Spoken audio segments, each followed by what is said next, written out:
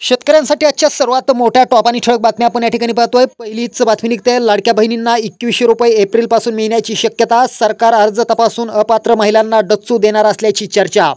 पुढली मोठी बातमी निघते, पीक विम्यावरून लोकसभेत विरोधकांचा प्रश्न, उत्तरात मंत्र्यांकडून मोदींचं गुणगान।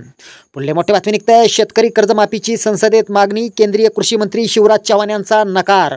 पुढली मोठी बातमी निघते, लातूरमधील तळेगावच्या 300 एकर शेतजमिनीवर वक्फ बोर्डाचा दावा, शेतकऱ्यांमध्ये भीतीचं वातावरण। पुढली मोठी बातमी निघते, पुढील 3 दिवस राज्यावर पावसाचं सावट, हिवाळ्यात येलो अलर्ट जारी, थंडीचा जोर कमी, हवामान विभागाचा अंदाज। पुढली मोठी बातमी निघते, धान खरेदीची नोंदी बंद राहिल्यास कडक कारवाई, पीक विमा भरपाई संदर्भात ही सुधीर मुनगंटीवार यांचे सत्तादेश। पुढली मोठी बातमी निघते, देशातील जनता कर्जाच्या विळख्यात, 1 लाख लोकांमागे 18,000हून अधिक लोक कर्जबाजारी, ग्रामीण भागात प्रमाण जास्त।